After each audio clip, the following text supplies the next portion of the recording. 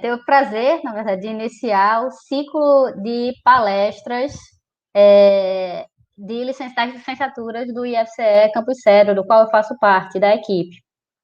O ciclo de palestras das licenciaturas é um evento que se propõe ao desenvolvimento de atividades e ações de extensão universitária que são ligadas aos cursos de licenciatura em Física e Matemática do nosso campus. E esse ciclo ele é coordenado pelo professor Nunes e apoiado pelas coordenações dos referidos cursos, em elaboração com os docentes das licenciaturas e também os docentes que dão apoio, como eu não sou licenciada, sou formada em administração, mas estou aqui integrando com muito prazer esse grande evento. Bom, o conjunto das ações desses eventos, das ações e as atividades, tem como uma das suas principais finalidades estreitar os laços afetivos, cognitivos, entre os licenciandos e os docentes dos cursos da licenciatura. E, assim, aproximar cada vez mais a comunidade externa numa perspectiva pautada a incluir e a propor a divulgação e fortalecimento das licenciaturas que são ofertadas pela nossa unidade do Campus Cedro, além de que a popularização da ciência, ampliação também do acesso aos conhecimentos científicos e instrumentos de pesquisa, e a divulgação de produções científicas atuais, cuja compreensão básica se faz necessária para toda a comunidade. As palestras, elas sempre serão transmitidas aqui por esse canal, que é mantido de forma colaborativa pelos professores de várias regiões do país. Aqui no canal você encontra, além de palestras e entrevistas de física, que vocês podem observar nas playlists, a gente tem também disponível a divulgação científica e ações de popularização da ciência, né? Além de aulas, resoluções de questões de concursos públicos, ENAD e exames de pós-graduações. Então, para iniciar o ciclo de palestras hoje, ele tem o início com o professor Carlos, que já apresento, mas a gente tem ações que elas iniciam hoje, dia 17 de fevereiro, e elas vão até o dia 28 de abril. Dentre os nomes que vão passar por aqui, né, está o professor doutor Alan Alves Ribeiro Brito, da URGS, o doutor Júlio César Lombardo Fernandes, também da URGS, a professora doutora Eliade Ferreira Lima, da Unipampa, a professora Débora Pérez Menezes, da Universidade Federal de Santa Catarina, e, por fim, a gente tem a confirmação do dia 28 de abril, fechando o ciclo, o professor Dr. Peter Alexandre Bleinholt Schultz, né, da Unicamp. E aí, hoje, eu tenho o prazer de convidar para estar aqui comigo e com vocês, escutando um pouco mais sobre uma grande cientista, eu acho que das mais importantes mulheres para a nossa ciência, que teve um impacto significativo, né, para a nossa ciência. Vai estar conosco o professor doutor Carlos Alberto dos Santos, que é professor aposentado da Federal do Rio Grande do Sul, e hoje atua como professor da Universidade Federal de Alagoas. É um prazer, professor Carlos. Eu acho que, para quem é da área da física, sabe já um pouco o quanto seu nome é importante, não só pelas publicações científicas que o senhor já fez, mas pela a forte presença que o senhor tem nas publicações no blog O Estado da Arte, que eu acho que o senhor vai falar um pouco dele, e fora, enfim, toda a maravilha que traz um pouco da Marie Curie hoje para nós. Então, professor Carlos, eu vou me retirar, né, e deixar o espaço aberto para o senhor. É um prazer para o Campus Cedro estar podendo recebê-lo. Pena que não presencialmente, mas será um prazer tê-lo muito em breve, com vacina, para que o senhor conheça a nossa casa também. Bom, muito obrigado, Raquel. Eu queria agradecer o convite para fazer a abertura desse evento. Quero agradecer ao professor Nunes, que sempre está aí empreendendo encontros de vários professores do Brasil, e vou falar hoje sobre a Madame Curie, a Marie Curie, que é uma pessoa, como disse a Raquel, super importante na história da física e da química, né? Uma mulher muito importante. Para falar sobre a Madame Curie, eu teria que ter o próximo slide, por favor. Eu costumo dividir as possibilidades de falar sobre a Madame Curie em 4 tópicos, né? O compromisso social que ela sempre teve, desde a sua juventude, né?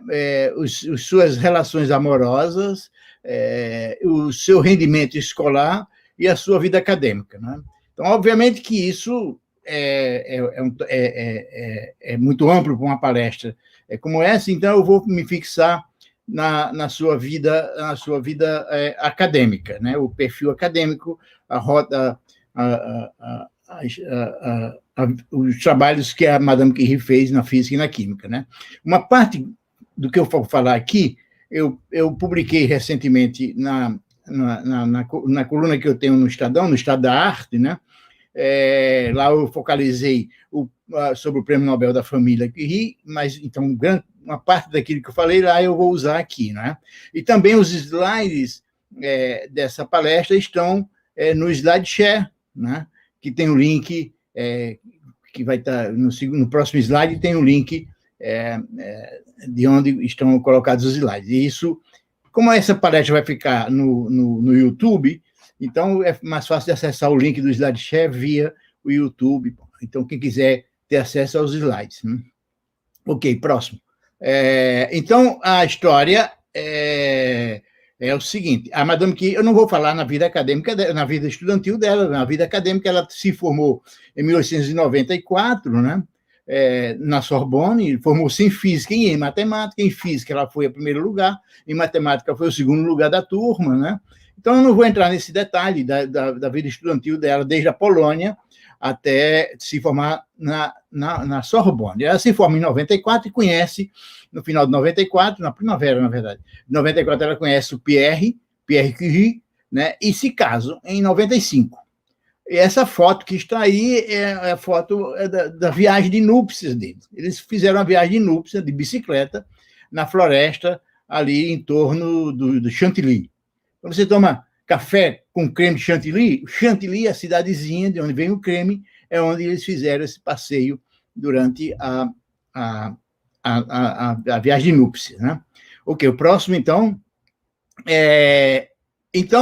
Quando ela se forma em 94, o primeiro projeto dela era voltar para a Polônia, para dar aula na Polônia, né? Mas nisso ela conhece o Pierre, a irmã dela, que tinha se formado em medicina, mora em Paris, bom, enfim. Aí ela termina ficando em Paris e vai trabalhar no laboratório do professor Gabriel Lippmann, e ela trabalha de 95 até 97 no laboratório do professor Lippmann.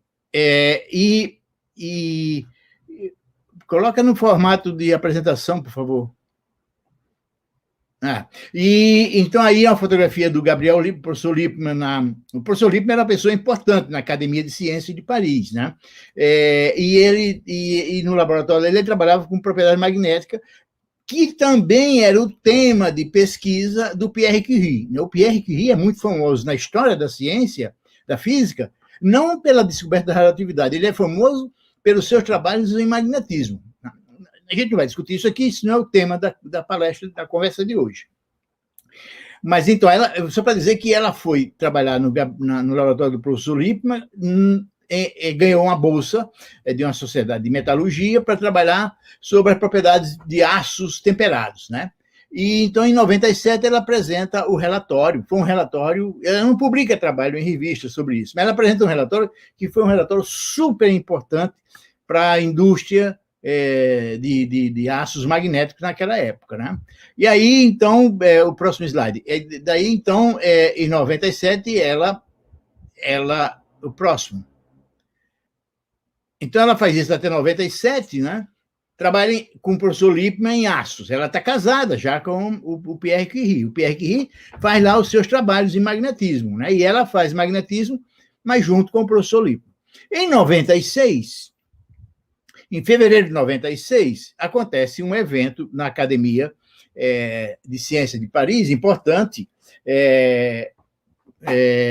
e que foi o trabalho iniciado pelo Becquerel, né, sobre materiais. Inicialmente, ele queria estudar materiais fosforescentes. Isso é outra história também, que se houver pergunta mais na frente, a gente discute. Mas aqui, para a apresentação que eu quero fazer inicial, eu vou deixar isso para depois. Então, enfim, em 96, o Becquerel trabalha com sais de urânio e descobre que esses sais de urânio sensibilizam uma chapa fotográfica. Aí, à direita, nós temos uma das primeiras fotografias obtidas pelo Becquerel.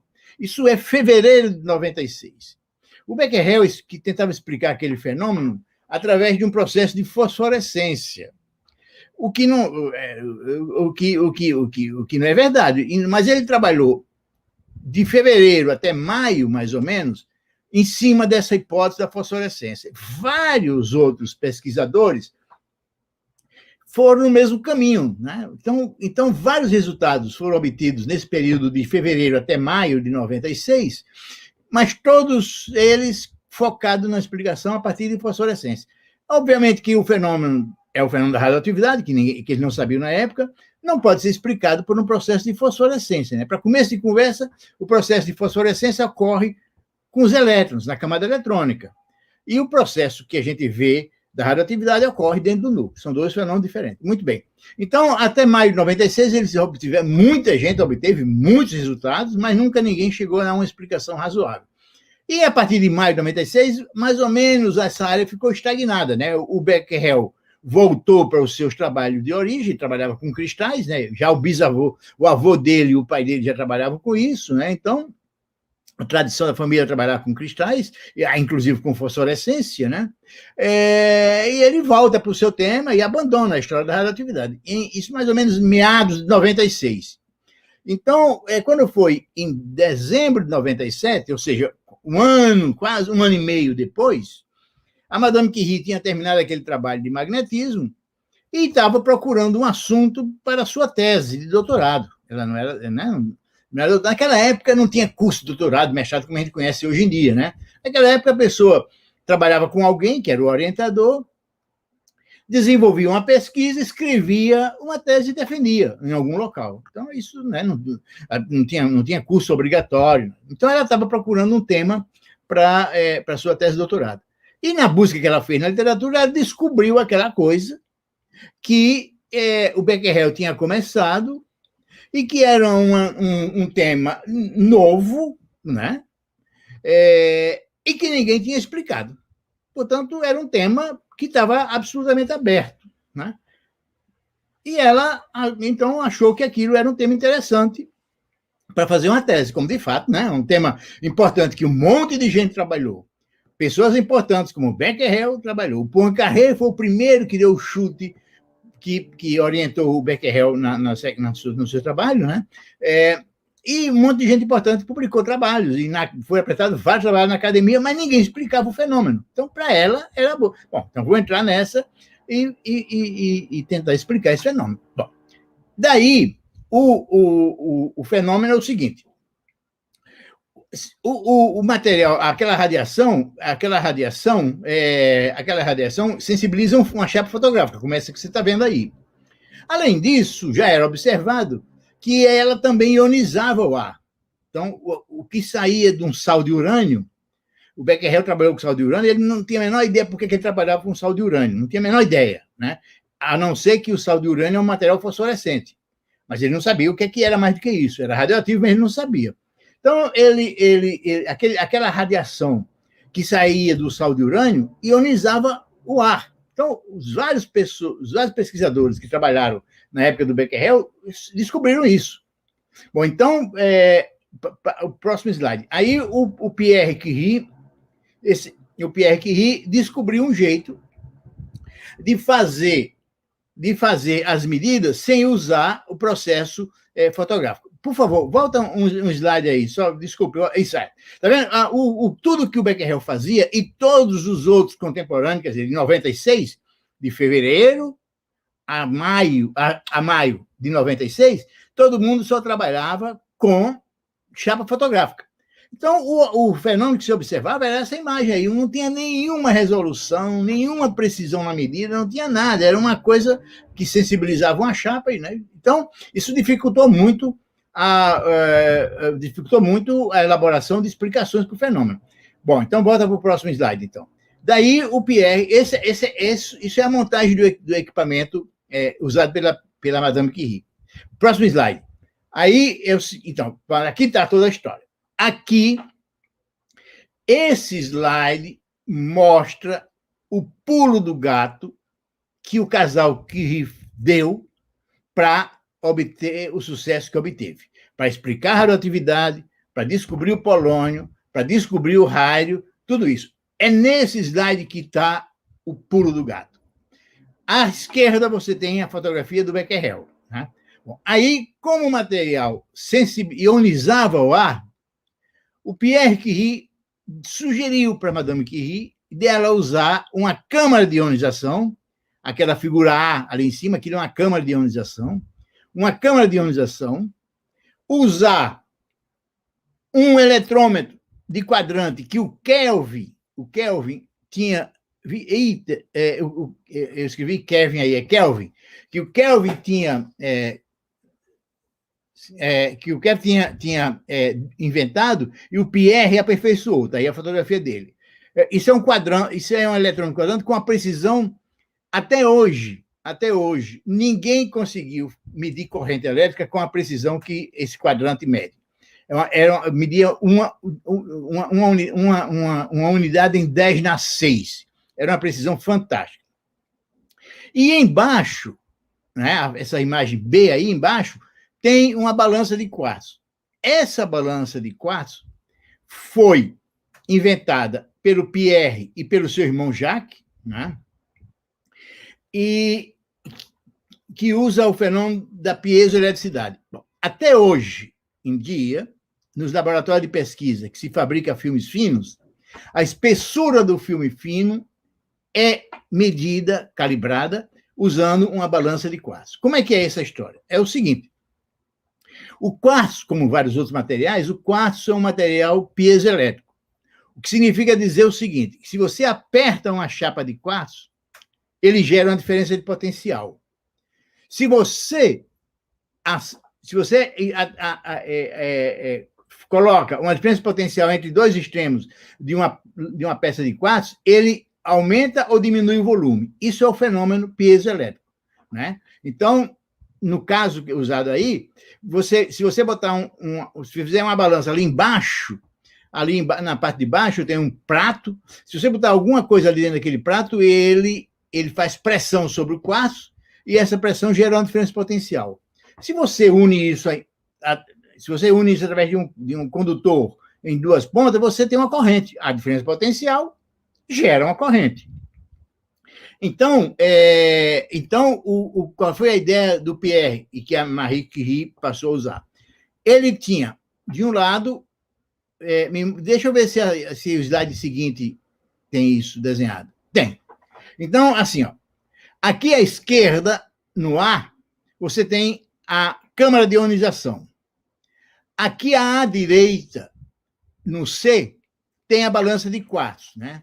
E lá na frente tem o eletrômetro de quadrante. Esse foi o arranjo experimental que a Madame Curie utilizou por sugestão do Pierre, que ele conhecia esse tipo de problema, e foi por causa desse arranjo experimental que eles conseguiram detectar radiação em quantidades muito pequenas e descobrir o polônio e o rádio. A gente vai ver daqui a pouco, tá certo?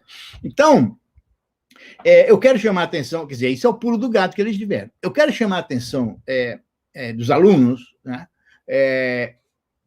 para o seguinte, o casal Curie conseguiu o sucesso que teve por causa de uma mudança metodológica. O método de observar o fenômeno que eles usaram era completamente diferente do método utilizado pelo Becquerel.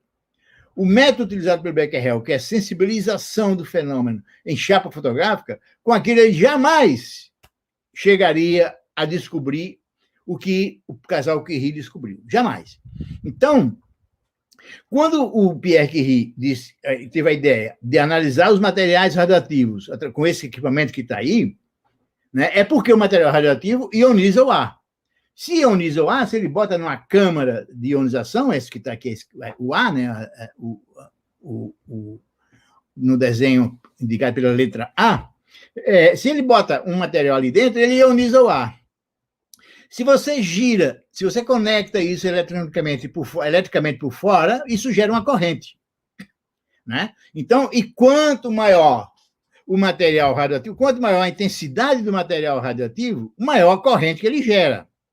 Então, se ele gera uma corrente, essa corrente ela mexe lá no eletrômetro, ela é detectada pelo eletrômetro, né?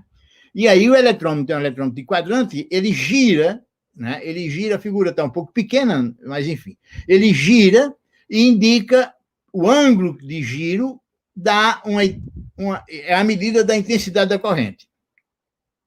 O que é que o casal Curie fez? À direita, você vê o esquema da Madame Curie colocando um peso à direita na balança. Então, o que ela fazia?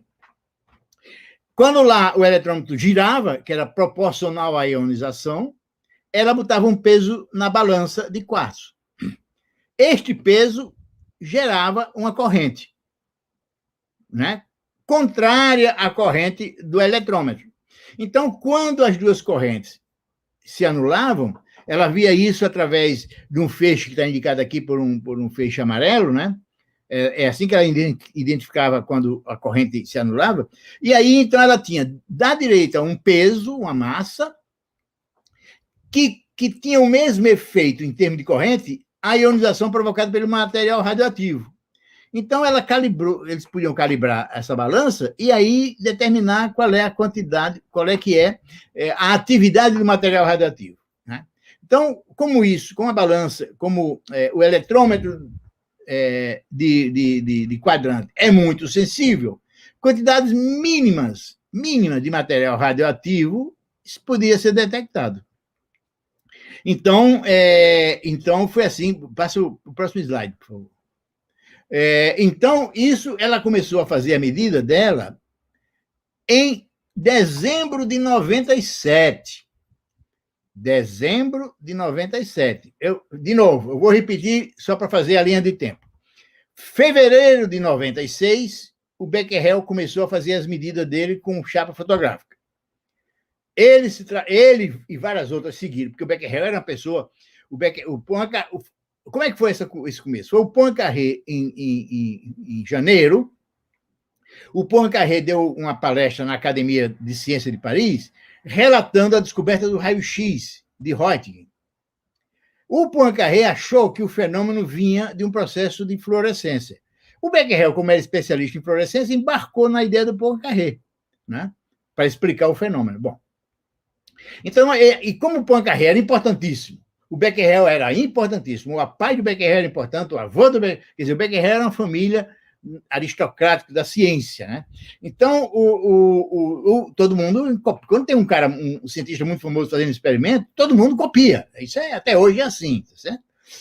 Então, muita gente seguiu os passos do Becquerel, fazendo experimento, ninguém explicou. Isso vai de fevereiro até maio, digamos, até junho. De fevereiro até junho. O último artigo do Becquerel nessa área foi em maio. Então, depois que a Madame Curie descobre os efeitos, aí ele volta a publicar. Então, até junho de 96. Então, em junho de 96, junho de 97, um ano, dezembro de 97, um ano e meio. Aí, em dezembro de 97, a Madame começa a medir. Dezembro, janeiro, fevereiro, março, abril. 4 meses depois dela medir, ela publica um trabalho na academia, né? Ela não era da academia, nem ela e nem o Pierre, quer dizer, só podia apresentar trabalho na academia quem fosse acadêmico. Então, como ela não era, não podia apresentar, então o Gabriel Lippmann, esse M aí não é do nome dele, esse é de M, é de Messier Lippmann, o nome dele é Gabriel. Então, Messier Gabriel Lippmann. Então, em abril, ela entrega o trabalho para o Lippmann, e o Lippmann é quem faz a apresentação, né? O trabalho fala sobre os raios emitidos por compostos de urânio e de tório. Bom. Aí vem. Bom. Então, assim, primeira coisa, eu vou repetir para todo mundo fixe bem essa história. Primeira coisa, teve um salto do gato, um pulo do gato, dado pelo casal Curie, quando mudou a metodologia. A metodologia de análise, a técnica de análise dos materiais, quando mudou de chapa fotográfica para o sistema elétrico, né? Usando o fenômeno da ionização. Foi a primeira coisa. A segunda coisa é que a Madame Curie, que era um animal para trabalhar, era uma coisa impressionante, a sua capacidade de trabalho, né? Então, ela analisou vários materiais. Uma coisa óbvia.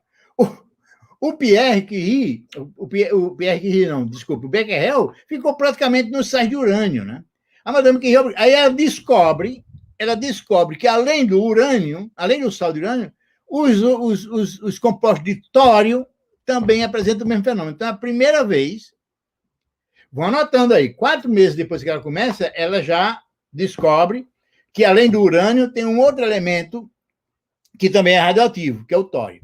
Então, o primeiro elemento que não o urânio foi descoberto como radioativo foi o tório, né? Então, nessa comunicação, ela apresenta os resultados, né? Mostra o esquema que eles usaram, que ela usou, né? O Pierre nem está nesse trabalho, é só ela, né? E aí descobre que o tório é outro elemento radioativo, que apresentava os mesmos raios, que chamava de raios Becquerel. Então, claro que o Pierre viu que o negócio ia dar leite, entrou na jogada e começou a fazer também a experiência com ele, né? Eu estou sendo um pouco maldoso, né, nessa história, mas, enfim, dizer que o Pierre é problema. Mas, enfim, foi ele que deu a ideia do equipamento. Então, e aí foi a partir daí que ele começa a publicar junto, né? Então, esse foi o primeiro trabalho que ela... Então, 4 meses depois dela começar a medir, ela já descobre que o tório também é radioativo, tá certo? Isso é abril de 98. Passa o próximo slide, por favor. Aí, quando é em abril, quando é em julho de 98, né? Em julho de 98, ela apresenta de novo, dessa vez... então. Aí o Becquerel... Bom, o primeiro trabalho que apresentou foi o Becquerel. Não tinha relação social, pessoal, com o Pierre Curie e com a Madame Curie, tá certo? De novo, vou dizer, o Becquerel era de uma família aristocrática. O Pierre Curie era filho de um médico, mas de gente de classe média, assim, né? Então não fazia parte, digamos, daquela turma glamourizada da aristocracia parisiense, né? O Becquerel não, era já desde o avô dele. Tá certo? Então, o primeiro trabalho foi apresentado pelo Lippmann, porque só o Lippmann que tinha contato ali com a Madame Curie. Quando ela apresentou e fez sucesso, aí já o Becquerel já se candidatou para apresentar o trabalho dela, o segundo trabalho deles, né? Então, o segundo trabalho já tem o Pierre e tem a Marie, né?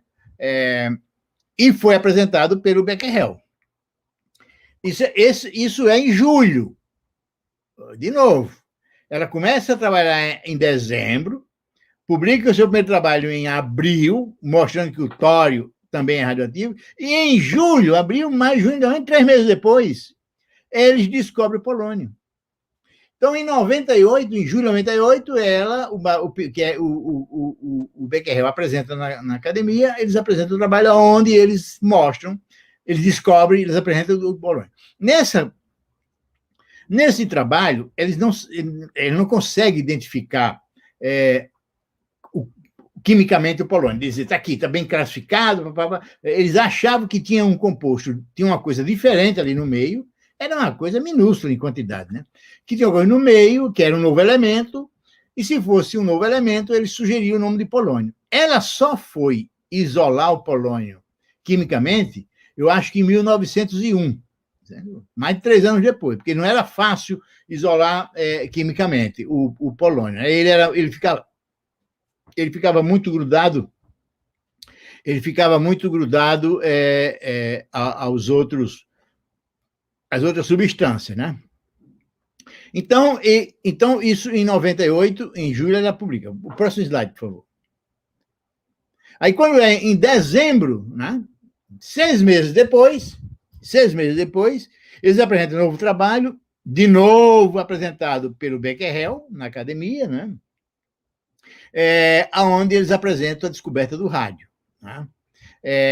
Eles apresentam a descoberta do rádio. Então, o polônio e o rádio foram descobertos em 98. O primeiro foi descoberto, né, 6 meses depois dela começar o trabalho. Vocês imaginam ela começar um trabalho experimental com uma coisa nova, e em 6 meses já ter esse resultado. E 6 meses depois se apresenta a descoberta do rádio. Certo? Então, o polônio e o rádio foram descobertos aí. Depois continua o trabalho. O Rutherford entra na jogada nessa época, começa a trabalhar também. E aí desperta um interesse enorme de toda a comunidade científica, e ela só consegue isolar o polônio, de fato, eu acho que em 1901. O próximo, por favor. Bom, aí, em 1903, eles ganham o Prêmio Nobel, os 3. Agora, isso foi. Há uma discussão na literatura, tá certo? Mas, para mim, isso foi a maior injustiça do Prêmio Nobel. Uma das maiores. A história do Prêmio Nobel, nos meus ensaios no Estadão, no Estado da Arte, eu tenho vários trabalhos sobre a história do Prêmio Nobel, com várias pessoas, a Lizzie Meitner, então, vários casos.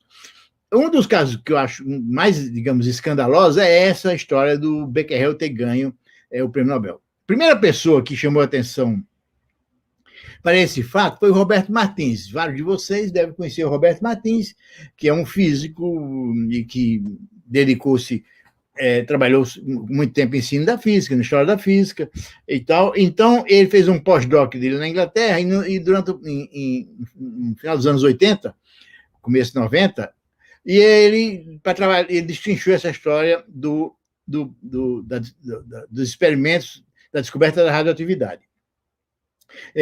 Desculpe, um pouco antes. Nessas 2 apresentações que eu mostrei para vocês, a Madame Curie, além de descobrir o polônio e o rádio, a Madame Curie descobre... Bom, primeiro, veja bem, o Becquerel achava que aquele fenômeno, que ele não sabia o que era, vinha de um processo de fosforescência. Ele encasquetou com isso, e por isso ele não conseguiu, ficou alguns meses, só não conseguiu adiantar a descoberta.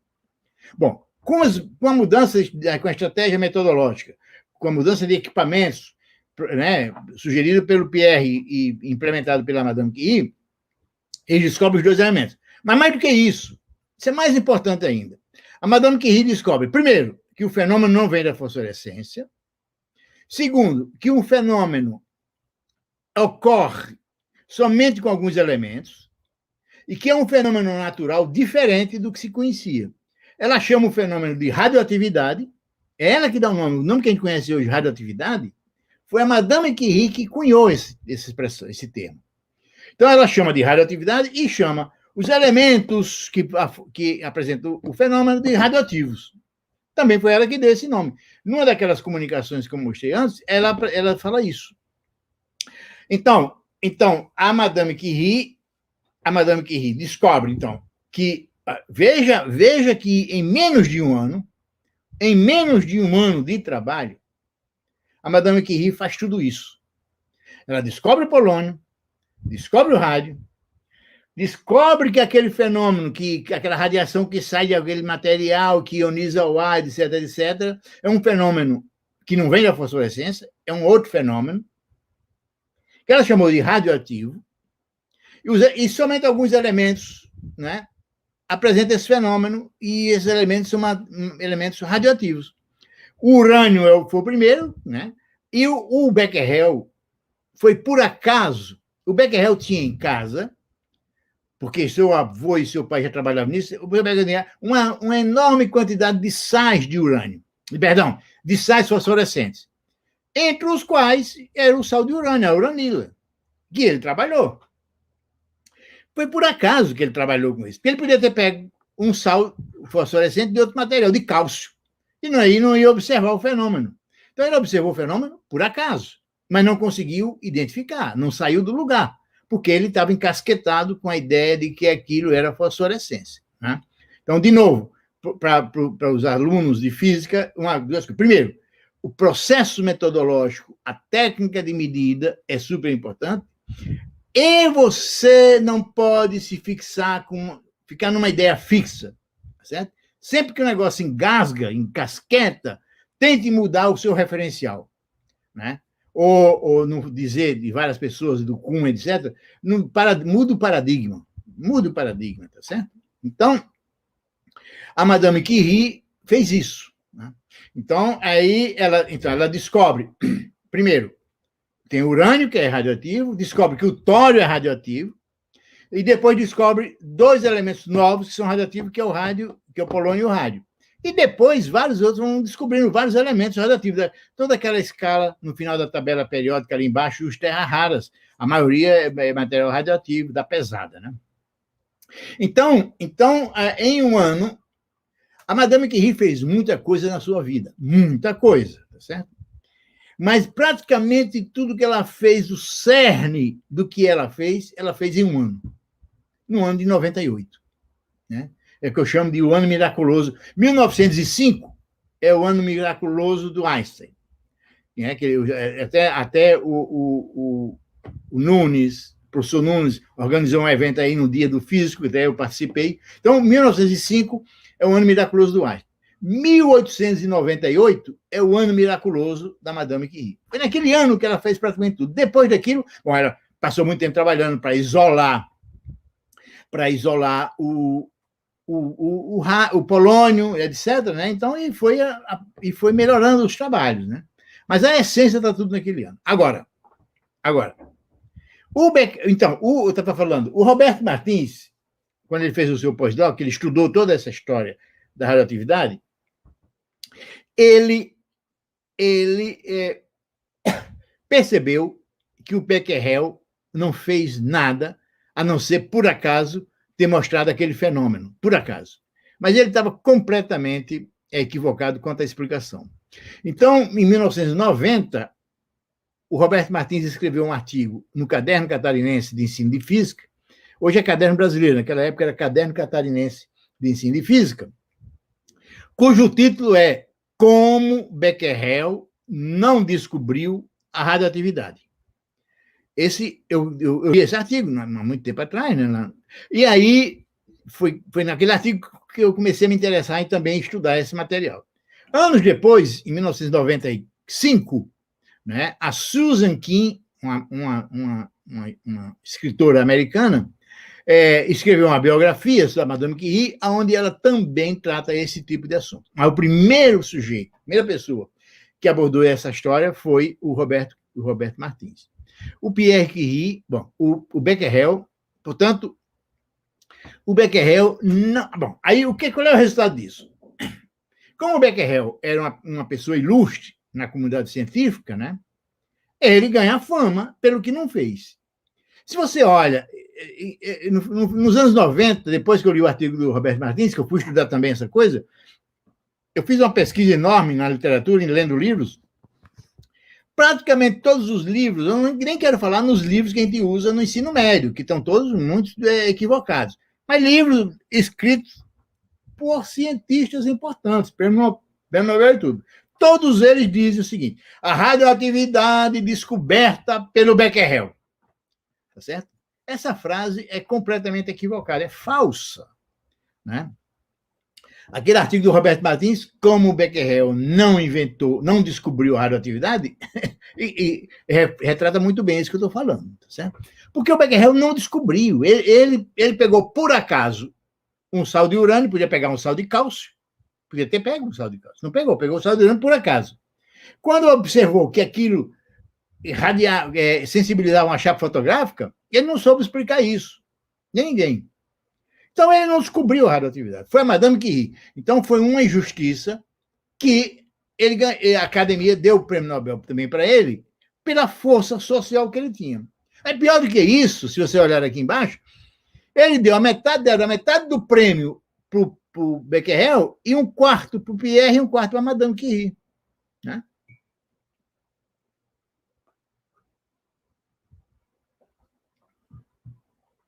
Não, volta aí, por favor, ainda.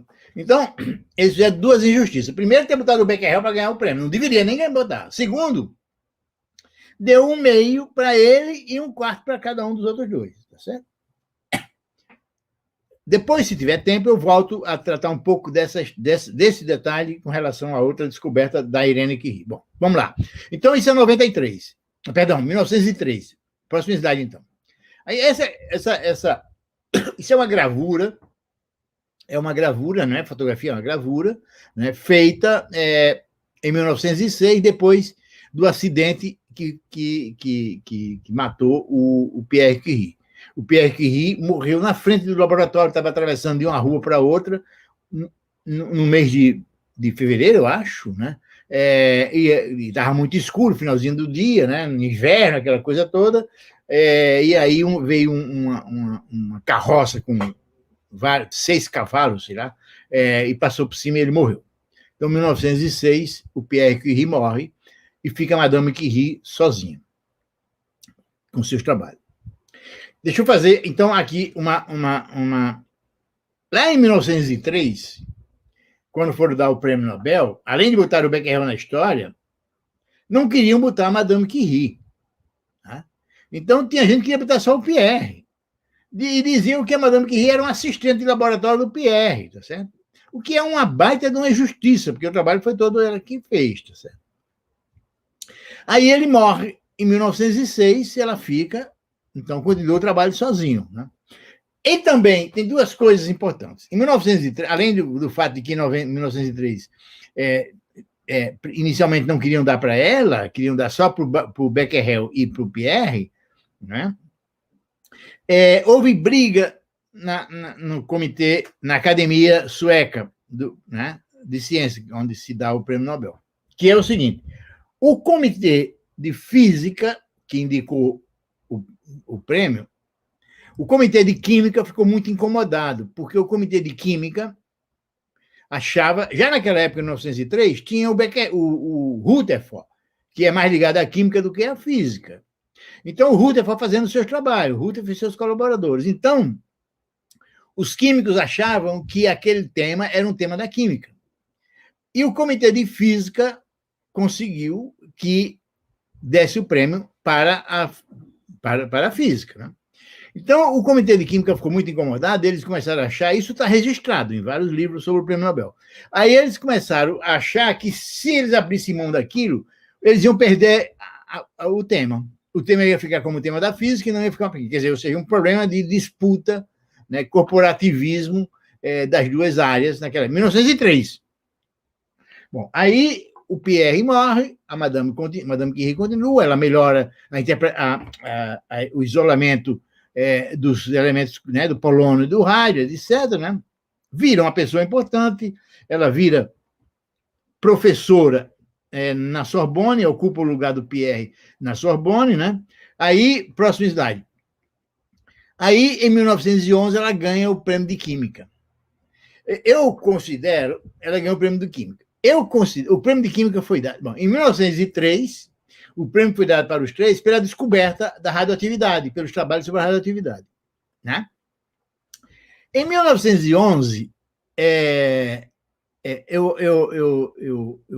interpreto que em 1911 o Comitê de Química deu o prêmio para Madame Curie só para definir a radioatividade como um tema da química. Eu acho, tá certo?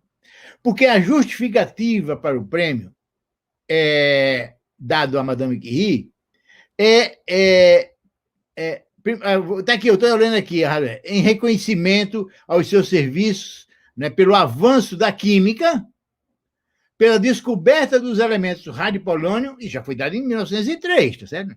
Pela descoberta do rádio polônio e pelo isolamento do rádio e o estudo da natureza dos compostos de seus elementos.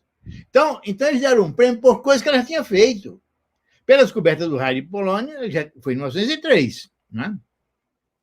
Então, pelo isolamento, bom, tudo bem, isso poderia ser dado a outros químicos que também isolaram, mas enfim. Então, o prêmio de 1911, se a Madame Curie tivesse ganho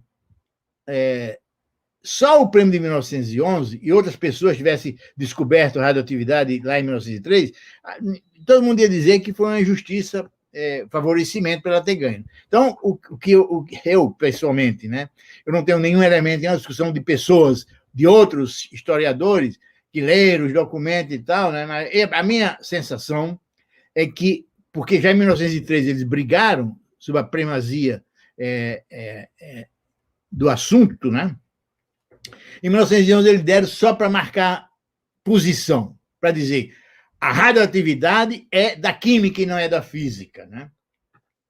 O Rutherford ganhou um prêmio Nobel também da química, pela radioatividade, né? Tá bom, então vamos para frente. Deixa eu ver o que tem mais. Então, em 1911, a Madame Curie ganha o prêmio Nobel, né? Da química sozinha. Em 1914, explode a guerra, a Primeira Guerra Mundial. E aí ela inventa de usar os raios-x para fazer radiografia no campo de batalha. Porque o que havia era que muita gente perdia os membros, né? Porque não sabiam exatamente o que tinha acontecido, então pequenas cirurgias podiam ser feitas de outra modo e tal. Então, ela foi uma batalha para ela de conseguir dinheiro. Ela montou vários carros aqui à esquerda, tem dois, um em cima com ela dirigindo e um embaixo com a Irene. A Irene tinha 17 anos. Então foram para o campo de batalha. Aqui à direita, a foto maior, é a Madame Curie sentada, a Irene está ali em pé, junto com vários oficiais do exército americano, esses aí, que fizeram um curso de radiologia, de raio-x, que ela deu para eles, porque eles eram médicos, eu acho, e o enfermeiro, sei lá, iam fazer a radiografia no campo de batalha. Então ela deu e ela foi para o campo de batalha, conduzindo os caminhões, ela fazia os raios-x e dava a radiografia para os médicos, né? Então ela se envolveu com a guerra. Está parte lá também dos compromissos sociais da Madame Curie. Próximo slide, então, vê se, não sei se termina aqui. Termina aqui. Bom, então eu fiz um resumo rápido da vida para deixar mais tempo, então, para a gente fazer uma discussão. Se quiser fazer pergunta, ou se não fizer, eu entro em detalhes em outras coisas. Agradeço, professor Carlos, né, que a aula, de fato, o senhor tocou aí em alguns pontos que, inclusive, para quem não é da física, como eu, ou para quem é novo, né, os alunos nossos dos primeiros períodos, talvez se deliciem exatamente de escutar coisas que a gente não vê tanto falando, né, sobre todos os acontecimentos de descoberta, né, e lógico que existem vários trabalhos, né? Hoje a ciência não só se limita hoje a discutir a questão da radioatividade dentro da física enfim, os fenômenos que acabam trazendo esses elementos da química, mas, por incrível que pareça, tem muito trabalho na antropologia sobre a situação, né? Quer dizer, a radioatividade, ela é um tema exatamente em diferentes áreas do conhecimento, para a gente perceber a importância do que cresce para além da física e da química, que são linhas de discussão propostas. Eu abro aqui as perguntas, vocês podem escrever aqui no chat, tá, gente? Então, se quiserem já se deliciar um pouco mais, né, com o conhecimento que o professor Carlos traz. Mas estava aqui papeando com o professor Nunes, professor Carlos, para a gente, enfim, dar início em algumas provocações na sua fala e se permitir explorar um pouco e escutar um pouco mais sobre suas ideias, né? E, enfim, dentre elas, né, dentre as perguntas que eu gostaria já de iniciar, enquanto o pessoal está se organizando aí no chat do YouTube para fazer, eu queria trabalhar uma curiosidade, né, que a Madame Curie, ela teve aqui no Rio de Janeiro, no Brasil, né, mas não foi uma vinda tão pomposa, né, e aí eu queria que o senhor comentasse um pouco dessa vinda e como é que, enfim, a ciência na época, se é possível a gente dizer, né, fez a recepção não só dos conhecimentos, mas dela como cientista aqui. Teve ela e a Irene, a filha, vieram as duas para o Brasil, né? Não teve, e um pouco antes, 1900, ela veio em 1926. Em 1925 tinha tido Einstein aqui, né? Então, nenhum dos dois, não havia no Brasil uma comunidade científica à altura para discutir com nenhum dos dois, né? Então, ela aqui teve muito mais participação em movimento feminista do que participação em atividade científica, né? Então, tem uma fotografia perto do Pão de Açúcar, dela com um monte de uma sociedade, não me lembro agora o nome, Sociedade de Mulheres, uma sociedade feminista aqui no Rio de Janeiro, né? Então, praticamente ela fez visitas às instituições, mas praticamente eu não me lembro agora, de palestra científica que ela fez de título, né? No caso do Einstein, eu me lembro, porque o Einstein foi a última vez que ele falou no efeito fotoelétrico do fóton, foi aqui no Brasil, na visita que ele fez aqui na Academia Brasileira de Ciência, né? Mas a Madame Curie, a visita aqui foi uma visita mais social do que científica, né? Ela era uma personalidade mundial, então era né, requisitada por todo mundo, né? Mas eu nem me lembro, eu nem me lembro, isso é uma coisa que eu não tenho detalhado muito, eu não me lembro quem foi que a convidou para vir aqui ao Brasil, né? Por exemplo, o Einstein veio mais a convite da Sociedade Israelita da Argentina. Então, um dos motivos do Einstein para vir à América do Sul, ele veio no Uruguai, na Argentina e no Rio, foi basicamente para fazer a união dos israelitas, né? Dos judeus, a sociedade de judeus e tal, né? Então, estava na época braba do antissemitismo na Europa, então... A foto, até que o professor Nunes, né, fez referência, né, dessa vinda quando conversávamos, né, é uma foto de 1926, né, ela chegou aí a Belo Horizonte, né, e inclusive a visitar, estava com, na época, a foto saiu Carlos Chagas, que, enfim, era grande referência, mas, assim, comparado, o Rio de Janeiro já era, né, sendo essa estrutura de capital ainda do país, tinha outro tipo de estrutura, mas em Belo Horizonte, né, a curiosidade que, de fato, suscita aqui uma outra pergunta que foi feita, era que a sociedade de Belo Horizonte era uma sociedade muito conservadora, e acharam, né, muito estranhamento aquela mulher no meio dos homens, dos cientistas, enfim. E aí a Kilvia pergunta, eu vou aproveitar e emendar, a Kilvia pergunta, o machismo marcou a escolha do prêmio Nobel? Eu acho que, assim, quando o senhor traz né, complementando aí a Kilvia, quando o senhor traz as disputas entre a química e a física e a própria indicação do prêmio ser em 1911, né, num prêmio de uma atividade que ela já tinha cumprido, então até onde a gente percebia, por exemplo, esse impacto de uma primeira grande cientista, um grande nome, né, e esse nome, por sinal, né, estava problematizando uma coisa que a ciência não tinha problematizado até então, né, que era a questão de gênero. Né? O senhor pode comentar aí sobre a questão do machismo no Nobel? A história é a seguinte: tem muito. Naquela época, a questão de gênero era muito mais grave do que a que nós temos hoje em dia. No final do século XIX, na década de 1890, por aí, tinha universidades na Europa e na Alemanha que não aceitavam mulher nem como aluno. Então, nem como aluno. E como professor, nem pensar, era um problema. Então, No caso é difícil você também identificar o caráter, a influência, o caráter de gênero nessas situações, porque ninguém declara. Não, eu não vou dar o prêmio porque ela é mulher, ninguém declara, tá certo?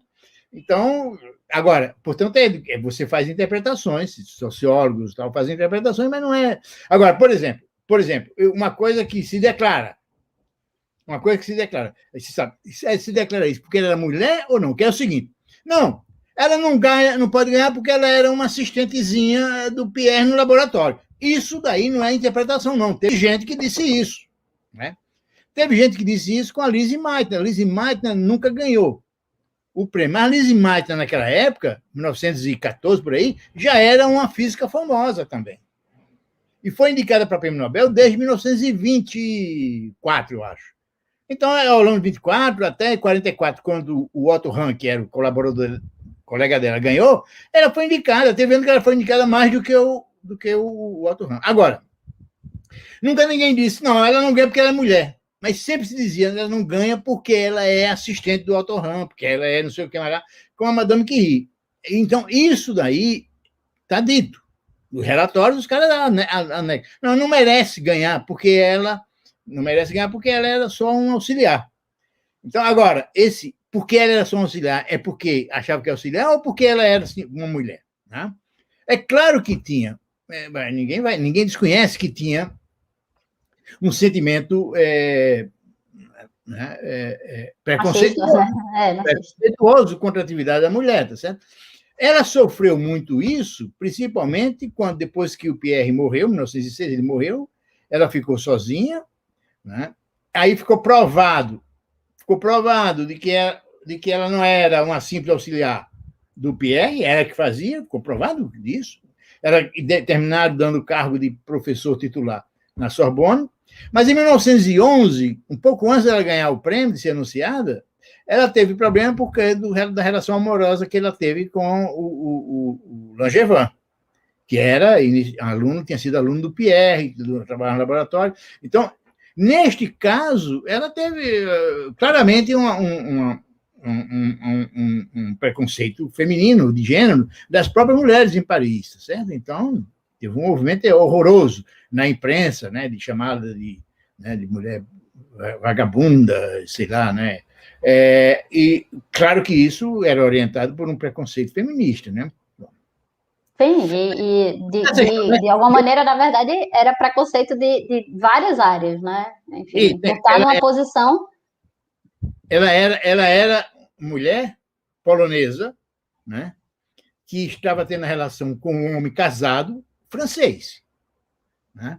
Então, agora, nesse caldo todo, você distinguir onde tem um componente feminista, onde tem um componente de gênero, onde tem um componente de preconceito de raça, né? Então, é muito difícil interpretar. E claro que uma pessoa bem articulada pode fazer toda uma teoria para tentar justificar, toda uma teoria, digamos, razoável, né? Então, como diz os italianos, se não é vero, é bien trovato, né? Quer dizer, se não for verdade, é bem provável que seja. Você pode fazer essa interação, mas de fato, né? A única coisa que a gente pode dizer é isso. É que não deram, resistiram a dar o prêmio porque disseram que ela não era, que ela era só um auxiliar. Mas isso aconteceu com outros homens também. Outros homens deixaram de ganhar porque achavam que ele era apenas um auxiliar, né? Então, agora é fato que o componente de gênero sempre está presente, né? Não é fácil identificar, mas sempre está presente. Infelizmente, no final das contas, até hoje, se você encontra mulheres que são, né, cientistas na área da física, inclusive a gente tem essa ainda representação de alguns espaços que o componente de gênero ainda está presente. Eu acho que sua fala, quando aponta, né, as questões metodológicas, quando aponta exatamente todo o processo mais procedimental da pesquisa, salienta exatamente coisas que, às vezes, quando se fala de mulheres cientistas, as pessoas veem muito no aspecto de gênero e acabam, sabe, enfim, obscurecendo até a genialidade, né, da descoberta, a genialidade, né, do cientista. E aí eu acho que a sua fala, né, se o senhor quiser comentar, fique à vontade, mas eu acho que contemplou aqui a pergunta do Física, meu jovem, né, que colocou aqui excelente palestra, parabéns, professor Carlos Alberto. Houve uma aproximação entre o Paul Langevin, né, eu acho que é assim que a gente fala, e a Madame Curie, né, a família Curie, e aí acho que o senhor, quando falou desse relacionamento amoroso, toca nesse ponto, né, mas, enfim, eu acho que claro aí que a gente fica à vontade para descobrir um pouco mais, entender um pouco mais o que era a vida dessas pessoas num sentido mais privado, mas às vezes essa ênfase, né, que é dada, eu acho que a sua brilhante obra sobre o Einstein, eu acho que pontua também essas questões, né, e acaba deixando de lado a própria magnitude do cientista, como eu falei, né? Se a gente pudesse autorizar, a gente vai, então, para outra pergunta, pode ser? Sim, sim, sim. Na verdade, um comentário, a Bárbara Nicelli colocou aqui, então ficaram duas marcas errôneas na história, né? Primeiro, o descobridor da radioatividade, né? Sentido a Marie Curie como símbolo da química. Eu não entendi muito bem o que ela comentou, eu acho que, né, enfim, é sobre a descoberta e o sentido de Marie Curie ser o símbolo da química, né? Enfim. Pode comentar aí a descoberta da radioatividade e essa ideia. O comentário da Bárbara bom, primeiro, a grande injustiça é o fato de que botar o Becquerel para ganhar junto com eles é a primeira injustiça, né? Uma injustiça que foi compensada ao longo dos anos, eu já falei, é que no começo achavam que ela não tinha nenhuma relevância no trabalho e foram descobrindo que é, tá certo? E depois, depois a Madame Curie, de fato, ficou como um símbolo das duas áreas, da física e da química, né? Como a radioatividade, a física nuclear, toda essa área é estudada, pesada mais pela área da física do que da química, muito mais, né? Então a gente costuma associar a Madame Curie à física, né? A Madame Curie, ela é formada em física e em matemática. Mas o fenômeno que ela descobre é um fenômeno que tem a ver com... tanto que teve essa briga entre os dois comitês. Os comitês, né? O Comitê da Química e o Comitê da Física, sobre o Prêmio Nobel. Em 1903, teve uma briga federal. A química não queria que a física desse o prêmio para ele. Queria que ela, a química, desse. Teve uma briga federal. Bom, terminaram chegando a um acordo que a física desse. Em 1911, né, eles deram. Então, no final das contas, a gente associa mais a Madame Curie à física, porque a área da radioatividade, da Madame Curie e Rutherford, etc., isso vai dar origem à física nuclear, né? E isso vai dar origem à física nuclear nos anos 30, porque e aí isso é uma coisa da física nuclear. Química nuclear, ela não é uma coisa meio secundária, porque todo o trabalho da física nuclear foi feito pelo pessoal da física. Mas essa coisa teve um salto, né? Porque, digamos, a Madame Curie, em 1911, ela ganhou o Prêmio Nobel praticamente pelo que ela fez em 98 até 1901. Depois ela entra, depois tem a guerra. Né? Depois tem a guerra. Então, depois tem todo um trabalho que ela faz para criar o Instituto do Rádio, onde ela criou, foi a primeira diretora, depois a Irene também foi diretora, né? E a Irene, no final, né, depois da guerra, a Irene começa a trabalhar com ela, de fato. E aí é quando a Irene conhece o Joliot Curie, né? E aí se casa e tal. Agora, eu quero chamar a atenção, se não tiver outra pergunta aí, eu queria fazer uma outra coisa aqui, que é o seguinte. Voltando lá ao prêmio 1903. O Becquerel, essa história é muito interessante, né? Eu não quis botar na apresentação, só sobrasse tempo, eu acho que agora eu posso falar. é muito interessante do ponto de vista de metodologia e de justiça, e para você ver como o Comitê de Nobel também faz as suas bobeiras, né? Então, assim, em 1903, o prêmio Nobel, bom, o Becquerel faz o experimento com sal de urânio por acaso. Descobre aquela coisa esquisita de uma chapa fotográfica.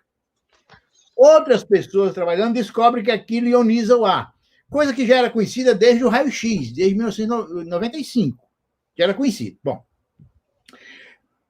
aí foi isso que ele fez. Parou, aí entra a Madame Curie, e a Madame Curie descobre que usa outros métodos, descobre que o fenômeno não é fluorescência, descobre que tem outros elementos, só alguns elementos apresentam, radioatividade. Bom, aí deram o Nobel para os três.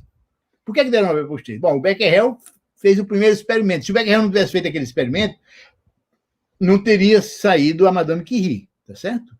Muito bem. Podia dizer isso, né? Então, aí, ele deve merecer também. Bom, muda. Agora vamos sair de 1903 e vamos pular para 1934. 1932. Né?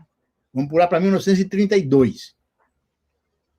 Em 1932... Não, vamos pular para 1919. Em 1919... Não, vamos pular para 1911. Entre 1908 e 1911, o Rutherford faz os famosos experimentos dele com espalhamento de partícula alfa. Aí lá ele descobre, ele sugere que a matéria é constituída de um núcleo, que é um núcleo onde tem praticamente toda a massa da matéria, em volta daquele núcleo giram os elétrons. Este problema foi resolvido, foi trabalhado pelo Bohr, que fez o famoso modelo de Bohr. 1913. Né? Então, vem 1908 a 11, o Rutherford. O Bohr fazia o pós-doc com o Rutherford, e o Rutherford disse para o Bohr: resolve esse problema, vai estudar esse negócio aí. Vai estudar, vai lá para a tua mesa e vai estudar. Nesse estudo sai o modelo de Bohr. Aí, em 1919, bom, o Rutherford, o divertimento do Rutherford era pegar partícula alfa emitida pelo polônio e pelo rádio e jogar sobre materiais. E foi assim que ele fez o espalhamento de partícula alfa. Alfa que sai de um núcleo do polônio, do rádio, né? E aí joga e interage. Foi aí que ele descobriu o modelo dele.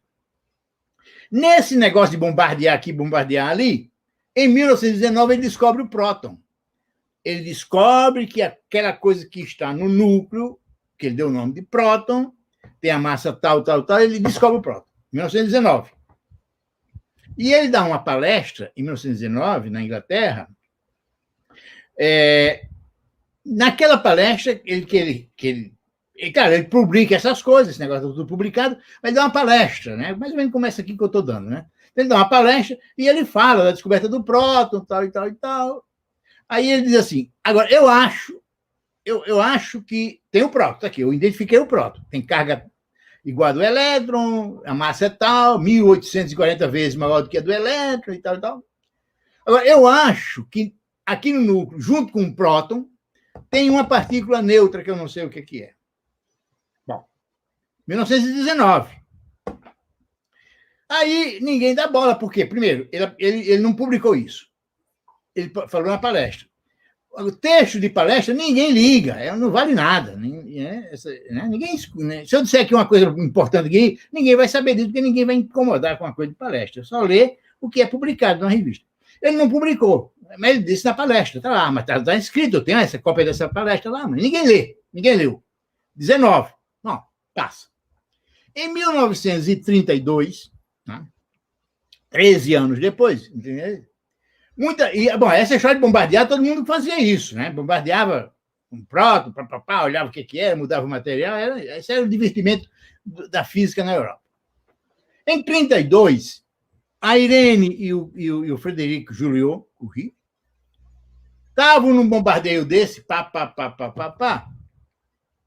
e descobriram uma coisa esquisita. Né? Aí bombardeava que saía um troço lá. Saiu um troço. Eles mediam lá nos equipamentos, saiu um troço, com energia enorme. Energia enorme. Eles achavam que aquilo era que aquilo era um raio gama, né? Publicaram esse artigo.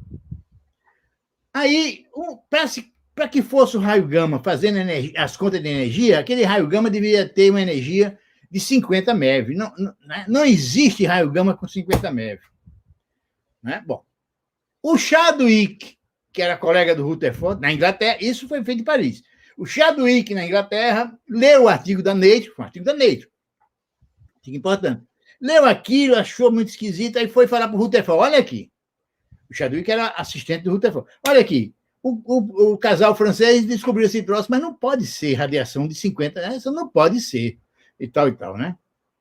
Aí o Rutherford disse assim, rapaz, isso que eles estão vendo é aquela partícula neutra que eu previ lá em 1919. Isso não é um raio gama, é uma partícula que é neutra, né? Aí ele disse para o Becker, para o Chadwick, refaça os experimentos. Ele tinha laboratório igualzinho do que, refaça o experimento, faça as contas supondo que é uma partícula neutra. Aí o Chadwick foi para o laboratório, obteve o mesmo resultado, fez o mesmo experimento, obteve o mesmo resultado, aí fez a conta, era o neutro. Era uma partícula com uma massa parecida com a do próton, que já sabia, não sei, tá certo? E tal. Então fez a conta dele, ele publicou a Nature. 32. Né? Então, o casal, Irene e Frederico, fizeram uma interpretação equivocada. Mas o resultado que eles obtiveram estava com neutro. Só que, ao invés de dizer que era um neutro, disse que era uma radiação gama. Tá certo? Bom, o Chadwick refez o mesmo experimento e disse, não, é um neutro, aqui as contas. Quando foi em 34, o Comitê de Física começou a brigar para quem dava o prêmio Nobel. Dá para um, dá para o outro, dá para um, dá para o outro, não deram prêmio para ninguém. Aí, quando foi em 35, o Rutherford foi lá no prêmio Nobel e disse, vocês têm que dar o prêmio Nobel de Física para o Chadwick e o de Química para o casal Irene e Frederico pela descoberta da radioatividade artificial, não pelo neutro. O argumento do Rutherford é que o casal Curie só tinha observado, mas quem explicou foi o Chadwick. Tá? E aí, por isso, então, quem ganhou o prêmio para a descoberta do neutro foi o Chadwick. Mas se você voltar lá em 1903, é a mesma coisa. É a mesma coisa. Quem fez o experimento foi o Becquerel, mas quem explicou foi a Madame Curie. Por que não deram lá também só para a Madame Curie? Tá certo? Então, você vê que tem duas coisas, duas situações exatamente iguais e com a mesma família. A mesma família, né? Aliás, a família tem 5 prêmios Nobel. Os dois tem 5 prêmios Nobel. Os dois da Madame Curie, o do Pierre, tem 6 prêmios Nobel. O do Pierre, o do Frederic, o da Irene, 5. E a Eva Curie casou-se com um cara que ganhou o Nobel da Paz. Sim. Então, se eu não fosse vivo em 1942, num jantar na casa, tinha 6 prêmios Nobel na mesa, assim, né? É claro que a Madame Curie nem viu a filha ganhar, porque ela morreu em 34, com doença resultante dos problemas dos contatos com radiação, né? Tá certo? Então, essa coisa aí que eu acho interessante falar. Como é que o prêmio Nobel muda nesses ensaios que eu andei escrevendo para o Estadão? Eu falo vários desses casos, né? Como é que muda de acordo com as circunstâncias e tal. Professor Carlos, eu acho que são instrumentos, são formas da gente se aprofundar muito mais no que a gente está falando sobre a popularização, né, da ciência, levando em consideração que grande parte do nosso público aqui no Cedro é de estudantes da licenciatura. Então, essas informações, elas são riquíssimas para que você trabalhe a contextualização de, muitas vezes, esse conhecimento que, para algumas figuras, acha que é muito difícil, né, compreender na prática, quer dizer, quais são os efeitos que essas descobertas têm para a nossa vida. Eu acho que é realmente um banho de conhecimento aí que o senhor traz para a gente. O pessoal não fez pergunta aqui, mas tinha uma outra curiosidade que eu gostaria de lhe ouvir, era sobre, hoje, quando a gente fala da física, né, e hoje quando a gente tenta entender a física, se coloca muito um rótulo, que é o rótulo física experimental, né, e física teórica.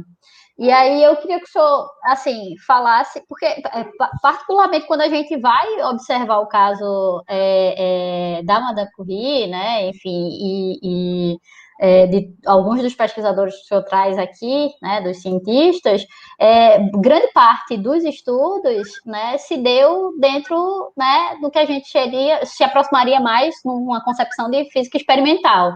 Né? No entanto, né, as descobertas tornaram, né, teoria. Então, assim, me parece que essa divisão, às vezes, assim, ela hoje muito demarcada, ela não se faz muito sentido quando a gente vê a construção da ciência em si. Para o senhor comentasse, a partir dos casos estudados, essa divisão hoje da física. Tá. Bom, para começo de conversa, do ponto de vista, digamos, metodológico,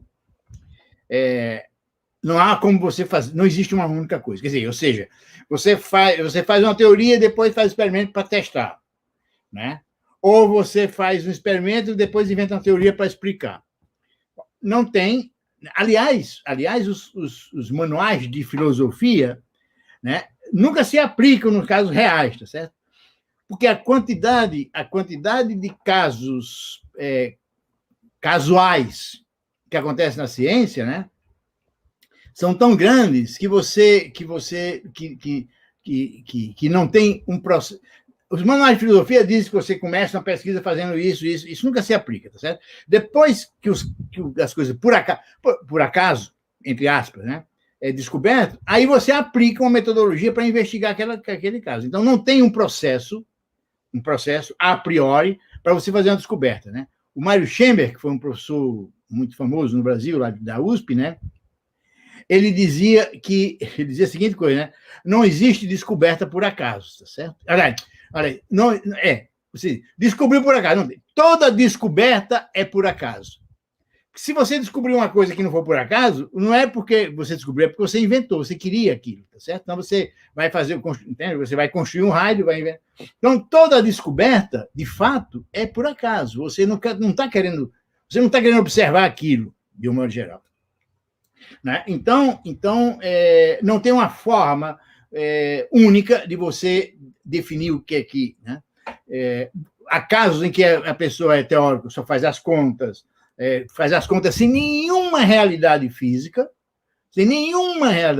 depois se começa a observar que tem alguma realidade. Há casos em que um teórico tenta explicar um fenômeno que foi observado no laboratório, então você tenta fazer toda a teoria em cima daqueles resultados experimentais. Então, né? Então você não tem. A única coisa, os experimentais, de um modo geral, quando você não descobre. Por exemplo, depois que o Becquerel descobriu que o sal de urânio fazia aquilo, um monte de gente repetiu os experimentos, né? Experimentais. E todos eles tentavam justificar, dava errado, porque o princípio que ele estava usando, que era da fosforescência, estava errado. Né? Então, então você não pode. O raio-x é a mesma coisa. Quando o raio-x foi descoberto, o Hertz estava querendo produzir ondas eletromagnéticas. E, por acaso, apareceu um diabo de um fenômeno lá meio esquisito. Era o raio-x. Ele olhou, publicou um artigo, não queria, ele voltou para o negócio dele, deixou o raio-x lá, mandou perdão, raio-x não, o efeito fotoelétrico. Eu falei raio-x, não, efeito fotoelétrico. Era o efeito fotoelétrico, né, o Hertz. Então, aí ele mandou um assistente dele, o Lehner, fazer os experimentos, né? O Lehner ficou famoso. Mas passaram 17 anos sem ninguém explicar, até que o Einstein explicou o efeito fotoelétrico dentro de um trabalho sobre termodinâmica e mecânica quântica, não tem nada a ver com aquele experimento. Aí ele disse, isso aqui pode ser usado lá no experimento. Então, não tem uma forma única de você... há casos em que você tem as duas juntas, há casos que você tem um... Né? E não tem um procedimento, a gente faz teoria, depois faz experimento, testa a teoria com experimento, a gente faz experimento, testa, não tem nenhuma forma definida e única sobre isso. Né? Então, uma vez que descobre um fenômeno, aparece um monte de gente que repete o experimento, aparece um monte de gente que tenta explicar o fenômeno. Aí vem todas as teorias. Mas muitas teorias não têm nada a ver com fenômeno, são teorias que vêm, né? Teoria da gravitação, né, se observou depois com eclipse, etc, etc, depois das ondas, quando se propôs ondas gravitacionais, ninguém imaginava, se detectou em 1915, né? Agora, em 2015, que eu quero. Então não sei, não há uma coisa definida, uma sequência bem definida, se sai de uma para outra.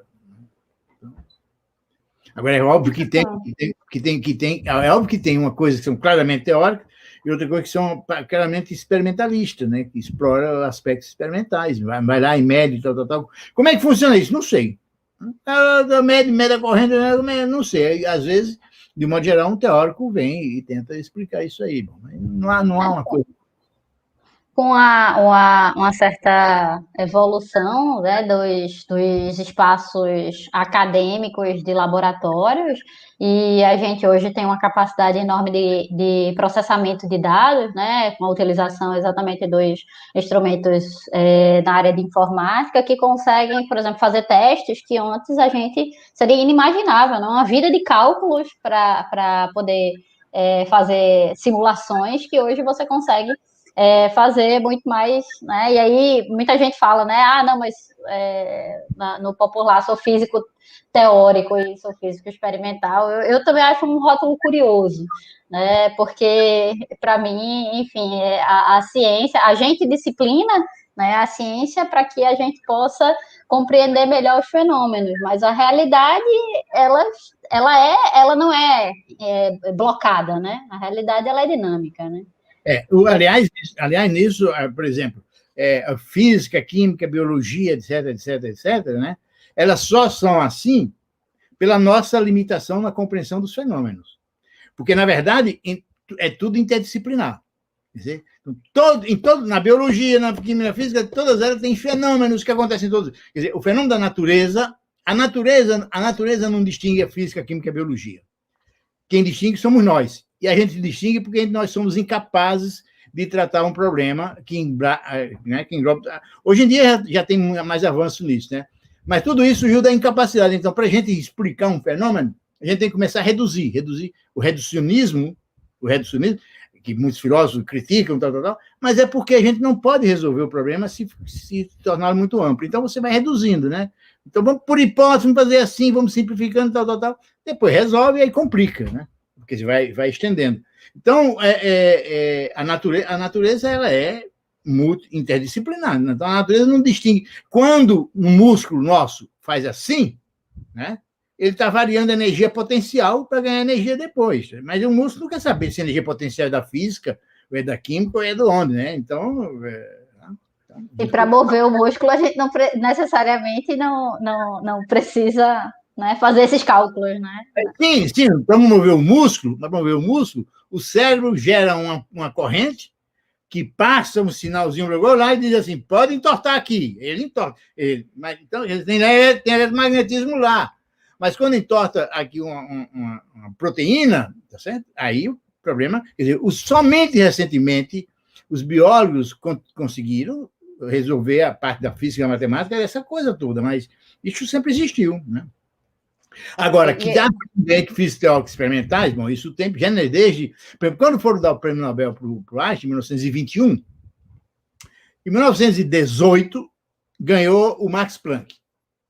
O Max Planck ganhou o prêmio Nobel pela sua proposta de quantização, né? O começo da mecânica quântica, quantização de energia. Ganhou em 1918. Quando foram dar... O Einstein podia ganhar o prêmio Nobel por várias coisas, né? Pela relatividade, pelo movimento browniano, mas a relatividade ninguém compreendia direito, então quem analisava por comitê não sabia explicar direitinho. Agora, quando for em 1921, quando quiseram dar para o Einstein para o efeito fotoelétrico, o comitê não aceitou porque era um trabalho teórico. O efeito fotoelétrico era experimental. O Lehner já tinha ganho um prêmio Nobel pelos resultados experimentais que ele tinha obtido pelo efeito fotoelétrico, né? Lá em 1906. E o Einstein, então, em 1921, foi ganhar pela sua equação, quer dizer, um trabalho teórico, pela explicação do efeito fotoelétrico. O Lenner ganhou pelos resultados que ele obteve. O Einstein, em 1921, foi proposto que ele ganhasse pela explicação que ele deu. O comitê disse não pode, porque em 18 já teve um teórico que ganhou um prêmio Nobel pela mecânica quântica, então não pode dar, em 1921, 3 anos depois, para outro teórico. Né? Então tinha uma briga enorme entre teóricos. Então em 21 não deram prêmio para ninguém. Aí em 22 resolveram dar o prêmio de 21 para o Einstein, pelo efeito, e o de 22 para o Bohr, que era teórico. Então essa briga sempre teve, né? O Cláudio Barroso aqui também foi para a linha das curiosidades e aí comentou aí os blocos das anotações da Madame Curie estão radioativos ainda, pelo menos uns 150 anos, né? Foi onde viu uma publicação aí, bota, mito ou verdade? É verdade, é verdade. E para você, se você quiser ir lá, historiador, se você for historiador e for lá consultar os papéis, você tem que assinar um documento se responsabilizando, porque vai ser contaminado. Pode ser contaminado, então você pode ver. É verdade, até hoje, então. A meia-vida desses materiais radioativos é de milhões de anos. Então, vai ter até. Né, quem viver daqui a 1 milhão de anos, talvez não tenha mais, né? Se a gente tiver terra, se a gente tiver planeta até lá, enfim, ainda vamos descobrir. Professor, eu acho que encerrei aqui as perguntas. Eu acho que tem muitas manifestações que o pessoal tem feito aqui, indicando boa palestra, sempre bom ouvir suas palestras. Enfim, todos muito satisfeitos, muito agradecido pela excelente apresentação. Eu também estou maravilhada. Eu teria outras curiosidades também para fazer aqui. Eu acho que fiquei, desde o primeiro momento do convite que o professor Nunes me fez, e fui atrás um pouco de conhecer a sua carreira profissional. Me encantei pelo livro, O Plágio de Einstein, e assim já está na minha listinha de próximas leituras. Acho que, enfim, para quem é da área da física, para quem é cientista, ou para quem gosta da ciência, né, eu acho que é uma leitura obrigatória. Né? Eu agradeço demais a oportunidade de ter estado aqui nesse pequeno, curto espaço de tempo, ter descoberto um pouco mais sobre as situações que envolveram as descobertas, né, da família toda, a família Curie, como tem, né, brilhantemente no seu artigo, que é um artigo, eu acho que para quem gosta da área da física, né, o artigo que está linkado sobre a família é super importante para utilizar em aula, para a gente entender melhor as situações que aconteceram, enfim, à época. E vou abrir para que o senhor faça suas últimas considerações para que a gente, né, se encaminhe mesmo para um encerramento. Bom, então eu agradeço o convite, né? Sempre já fui a alguns eventos aí no pessoal do Ceará, né? Eu sempre digo, eu fui professor de vários, eu fui professor do mestrado profissional no FERSA, onde a maioria do pessoal, quase 80% do pessoal, era tudo de professores do Ceará, né? Eu fui professor de duas turmas super instigantes, de muito interessadas, né?